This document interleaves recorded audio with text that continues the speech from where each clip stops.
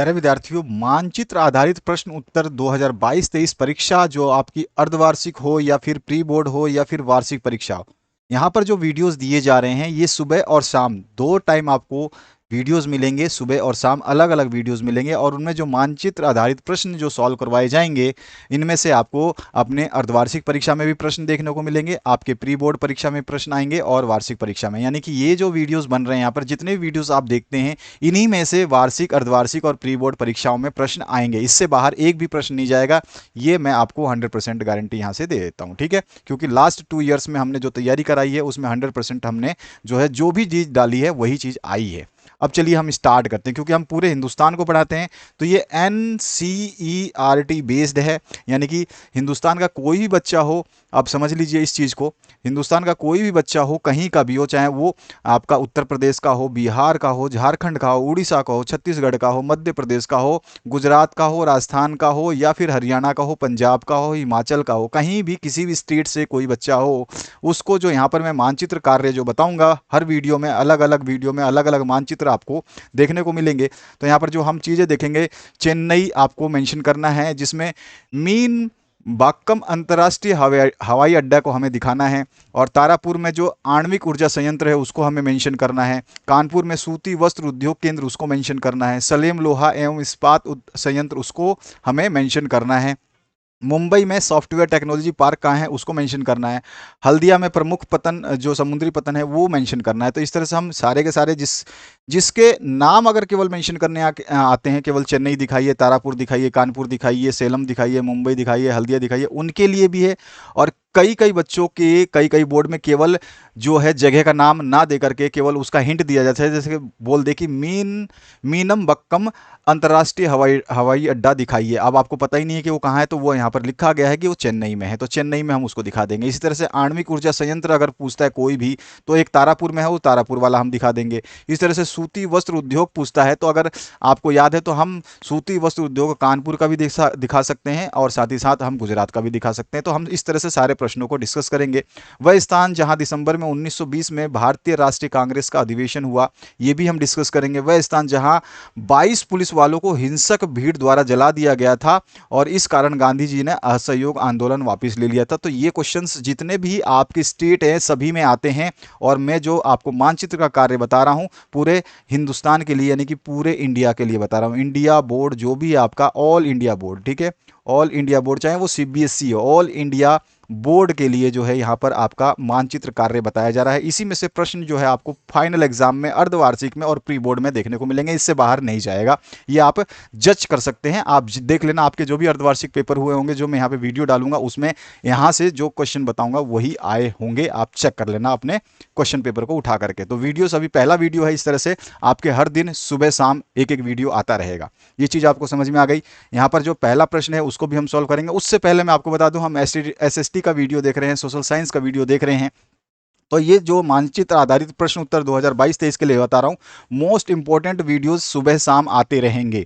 इसमें एक चीज़ आपको बता दूं, SST के थंबनेल आप देख लीजिए, जल संसाधन हमने करा दिया है, जन संघर्ष और आंदोलन वाला अध्याय के MCQ, जिसके भी MCQ पढ़ने हैं, जिनको भी MCQ बेस्ड क्वेश्चन पेपर जिसका भी होने वाला है, NCERT में हो चाहे वो किसी भी बोर्ड से हो, आपका उपभोक्ता अधिकार जो है, कंज्यूमर राइट्स, उससे जो भी MCQ बनेंगे, वन एवं वन जीव संसाधन है, जाति धर्म लैंगिक मसले हैं, वैश्वीकरण और भारतीय अर्थव्यवस्था है, या फिर आपका संसाधन और विकास हो, लोकतंत्र और विविधता हो, मुद्रा और साख हो, या फिर भारतीय अर्थव्यवस्था के क्षेत्रक हो, संघवाद हो, मुद्रण संस्कृति और आधुनिक दुनिया हो, औद्योगिकरण का युग हो, सत्ता की साझेदारी हो, विकास हो, चाहे चैप्टर आपका लोकतंत्र की चुनौतियां हो, राष्ट्रीय अर्थव्यवस्था की जीवन रेखाएं हो, भूमंडलीकृत विश्व का बनना, चाहे भारत में राष्ट्रवाद विनिर्माण, लोकतंत्र के परिणाम, राजनीतिक दल, खनिज ऊर्जा और संसाधन, और यूरोप में राष्ट्रवाद, ये सारे चैप्टर्स वन बाय वन सारे कंप्लीट करा दिए गए हैं। और ज़्यादा से ज़्यादा हर चैप्टर 10 मिनट का अप्रॉक्सीमेटली है, 10 मिनट में आपको हर चैप्टर कराया गया है।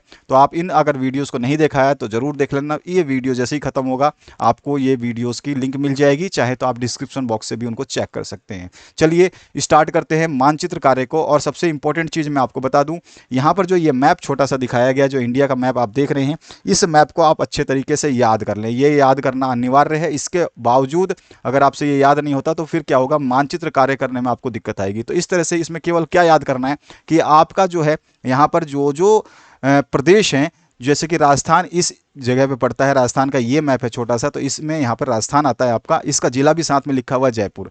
जिला इसलिए मेंशन किया गया, आपको पता होना चाहिए। अच्छा, यहाँ पर जो आप देख रहे हैं ये उड़ीसा है। इसी तरह से यहाँ पे पश्चिम बंगाल का मैप ये छोटा सा देख रहे हैं, इसके बगल में ये बांग्लादेश है।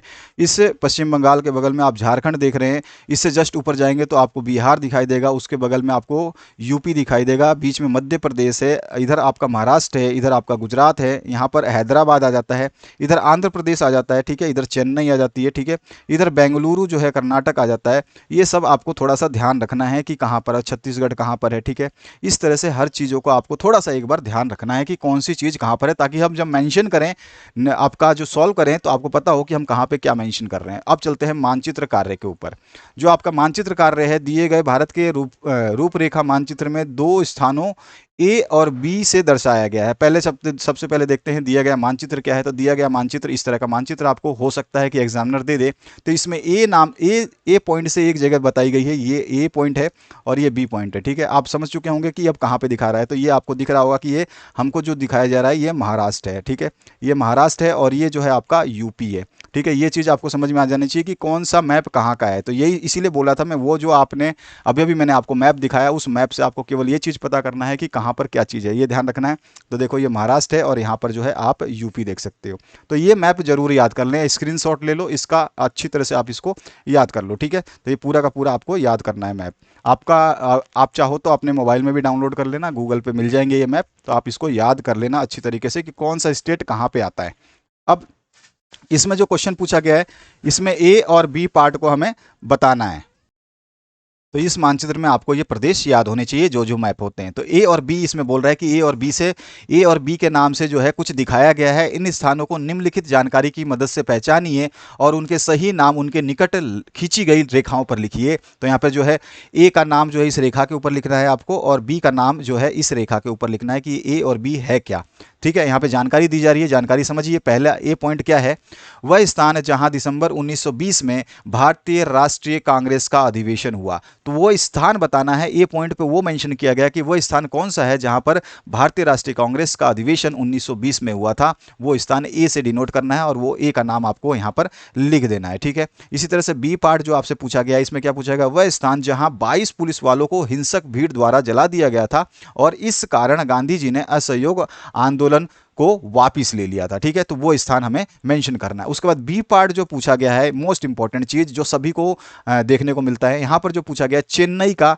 मीनम बाक्कम अंतर्राष्ट्रीय हवाई अड्डा ये आपको दर्शाना है। तारापुर का आणविक ऊर्जा संयंत्र आपको दर्शाना है, ठीक है। आपसे डायरेक्ट आणविक ऊर्जा संयंत्र बोल सकता है, वो नाम नहीं देगा तो भी आपको दर्शाना आना चाहिए। तो यहाँ पे मैंने नामों के साथ दिखा रहा हूँ ताकि आप लोग आसानी से याद कर पाए। कानपुर में सूती वस्त्र उद्योग केंद्र दर्शाएंगे। अच्छा, सेलम में लोहा एवं इस्पात संयंत्र जो है जगह वो हम दर्शाएंगे। मुंबई में सॉफ्टवेयर टेक्नोलॉजी पार्क कहाँ है वो हम दर्शाएंगे। और हल्दिया में प्रमुख समुद्री पतन यानी कि बंदरगाह कौन सा है वो हम दर्शाएंगे। तो यहाँ पर जो है इस मानचित्र का जो है प्रारूप हमने यहाँ पर देखिए। अब इस मानचित्र को हम सॉल्व कर रहे हैं। तो इस मानचित्र को सॉल्व करते हुए हम बढ़ते हैं इसके सॉल्यूशन की तरफ। तो देखिए ये है सॉल्यूशन इसका।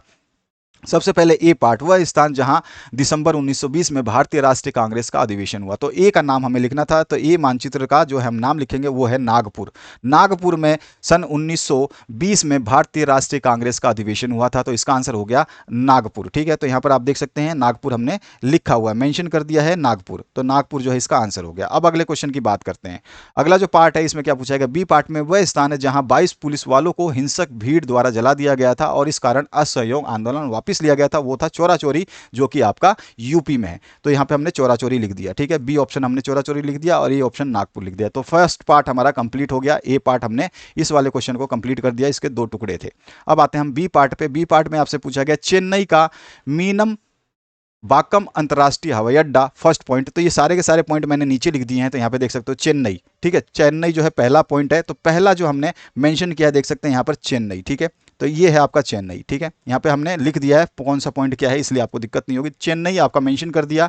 आपको इसीलिए बोला था कि मानचित्र अगर आप याद रखते हैं तो देखिए मानचित्र को आप ध्यान से देखिए, यहाँ पर आपको दिखाई देगा चेन्नई, दिखाई दिया। तो यही मानचित्र आपको अगर याद रहेगा तो आसानी से आप चेन्नई को मेंशन कर सकते थे। तो चलिए अब आगे बढ़ते हैं।